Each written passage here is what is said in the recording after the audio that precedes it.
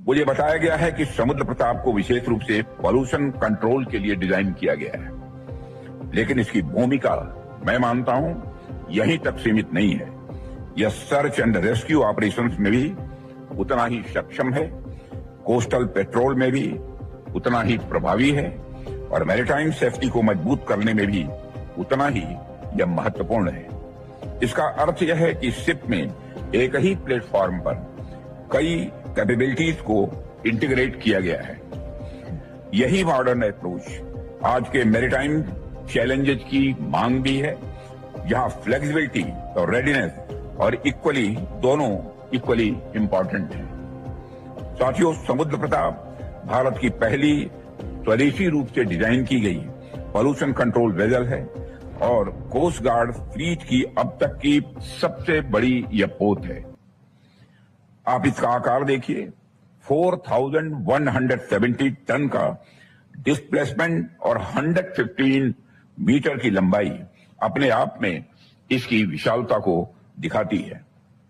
22 knots की speed इसकी operational strength को दर्शाती है। इसमें advance pollution detection system, dedicated pollution response boats और आधुनिक फायर फाइटिंग कैपेबिलिटी भी मौजूद है। इसके साथ ही इसमें हेलीकॉप्टर हैंगर और एविएशन सपोर्ट की सुविधा भी है, जिससे इसकी रीच और इफेक्टिवनेस कई गुना बढ़ जाती है। इन सारी कैपेबिलिटीज के कारण यह शिप रफ सी कंडीशंस में भी स्टेबल रहकर काम कर सकता है, जो रियल लाइफ ऑपरेशंस में मैं मानता हूं कि बहुत बड़ा एडवांटेज है।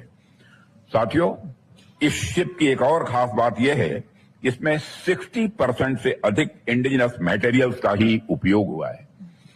यह अपने आप में आत्मनिर्भर भारत की दिशा में बढ़ता हुआ यह एक मजबूत कदम है। हमारे मेक इन इंडिया इनिशिएटिव्स का असली अर्थ ऐसे ही प्रोजेक्ट्स में दिखाई देता है। इतने कॉम्प्लेक्स प्लेटफॉर्म में भी इस लेवल का इंडिजिनस कंटेंट यह दिखाता है कि हमारी डिफेंस इंडस्ट्रियल इकोसिस्टम अब काफी मैच्योर हो चुकी है, लेकिन और अधिक मैच्योर होना है।